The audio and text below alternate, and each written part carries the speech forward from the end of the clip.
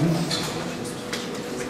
É muito bom sentirmos a presença de Deus, irmãos. Estar na presença de Deus é algo glorioso. Quero desde já agradecer aos irmãos, organizadores aqui do trabalho, o Anjo, o irmão Antônio, por ter nos feito o convite para nos transmitir a palavra nessa noite. Sempre ao pastor da igreja, pastor Vivaldo. Obrigado, bênção. Eu quero dizer para a igreja,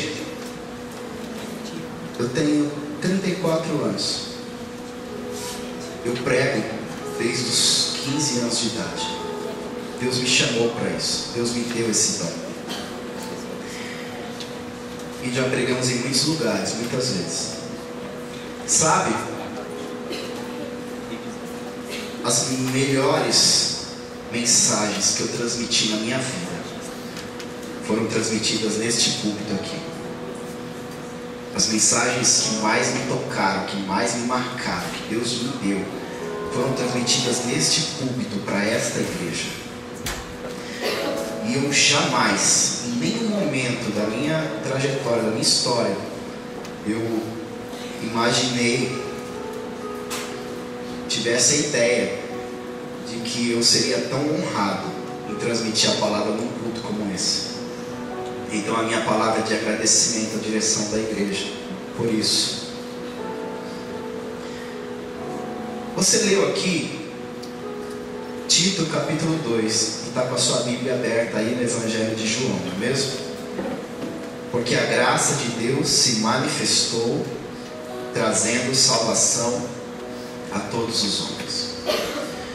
John Scott, líder da igreja anglicana, ele define graça da seguinte forma: graça é Deus amando. Graça é Deus se inclinando ao nosso favor. Graça é Deus se entregando por nós. Então nessa noite eu quero falar sobre isso. Graça. A graça de Deus. O termo usado para graça, ele vem da mesma, no hebraico, ele vem da mesma raiz do verbo se inclinar.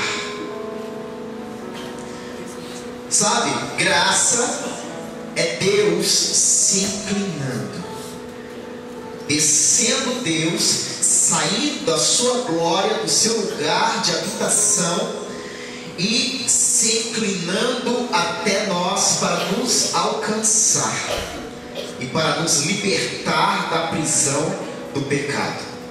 Os jovens fizeram uma peça aqui que representa bem isso.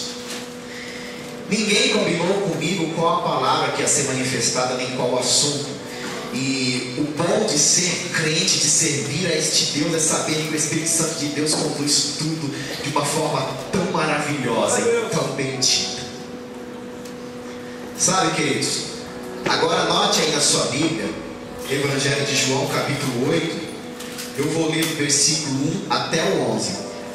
Eu vou ler, você acompanha a leitura na sua Bíblia. A minha tradução é um pouquinho diferente, então eu vou ler sozinho. E vou pedir para que você, se você estiver do lado de alguém que não é evangélico, ou que não tem uma Bíblia, empreste a sua Bíblia para ele, faça a leitura junto com ele. Amém? João, Evangelho de João, capítulo 11, capítulo 1. Evangelho de João, capítulo 8, perdão, Evangelho de João, capítulo 8, versículo 1 até o 11. Jesus, porém, foi para o Monte das Oliveiras. Ao amanhecer, ele apareceu novamente no templo, onde todo o povo se reuniu ao seu redor. E ele se assentou para ensiná-los. Os mestres da lei e os fariseus trouxeram-lhe uma mulher surpreendida em adultério. Fizeram-na ficar em pé diante de todos e disseram: Mestre, esta mulher foi surpreendida no ato de adultério. Na lei de Moisés nos ordena apedrejar tais mulheres. E o Senhor o que diz? Eles estavam usando esta pergunta como uma armadilha, a fim de terem uma base para acusar Jesus. Mas Jesus, inclinando-se, começou a escrever no chão com o dedo. Visto que continuavam a interrogá-lo, ele se levantou e lhes disse: se algum de vocês estiver sem pecado, seja o primeiro a atirar a pedra. Inclinou-se novamente e continuou escrevendo no chão. Os que ouviram foram saindo um de cada vez, começando pelos mais velhos. Jesus ficou só com a mulher, em pé diante dele. Então Jesus pôs-se em pé e perguntou: mulher, aonde eles estão? Ninguém te condenou? Ninguém, Senhor, disse a mulher. Declarou Jesus: eu também não te condeno. Agora vá e abandone a sua vida de pecado. Amém? Deixe a sua Bíblia aberta nesta passagem. Tá certo? A graça de Deus. Pense na definição de John Scott. Graça é Deus amando. Graça é Deus se inclinando a favor de nós. No versículo 6 desta passagem que nós lemos, você vê Jesus se inclinando. E no versículo 8, você vê ele se inclinando novamente. No 6, mas Jesus inclinou-se e começou a escrever no chão com o seu dedo. E no versículo de número 8, Jesus inclina-se novamente. A graça de Deus. Falar sobre Jesus se inclinando é importante para entendermos graça. Note, aquela mulher é o retrato de todos nós, pecadores, errantes e dependentes da graça e da misericórdia de Deus. Ela é o retrato de nós.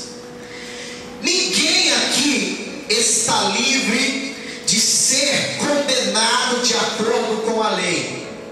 Sim, porque somos todos pecadores. Todos nós que estamos aqui dentro, participando deste culto, somos pecadores. E nenhum de nós estaríamos livres de sermos condenados de acordo com a lei. Ela é uma pecadora que, de acordo com a lei, tinha que morrer, tinha que ser apedrejada. E essa era a minha e a sua condição. Mas para entender graça, é preciso olhar sobre uma perspectiva diferente, sobre a perspectiva que Cristo vê. Sabe, senhores, se você ler em Efésios capítulo 2, versículo 8 e 9, não tire a sua Bíblia de João, tá certo? Se você ler Efésios capítulo 2, versículo 8 e 9, você vai ler o seguinte texto: vocês são salvos pela graça, por meio da fé. E isso não vem de vós, isso é dom de Deus. Aqui a Amanda, a igreja está feliz, queridos. A Bíblia diz que onde há arrependimento, onde há conversão, a festa, a alegria dos céus. Há uma festa acontecendo nessa noite nos céus, porque a Amanda está aqui na frente. Que bênção isso! Posso orar, pastor? Permite-me. Se coloque de pé, igreja. Vamos orar pela Amanda. E se tem mais alguém aí que quer aproveitar, queridos, já corre aqui para frente. Nós vamos orar. Apresentar a Amanda nas mãos do Senhor. Não que ela não estava nas mãos do Senhor, mas agora que vamos apresentá-la mesmo. Porque isso é um ato de arrependimento. Ela entendeu a palavra. Ela entendeu a respeito da graça de Deus que quer alcançá-la. Ela está aqui nessa noite. Nós vamos orar pela Amanda. Vamos orar. Tem mais uma jovem? Amém. Mais uma jovem. Entender a palavra. Tem mais alguém aí? A graça de Deus se manifesta. Aleluia. Graça mentira. Deus se manifesta.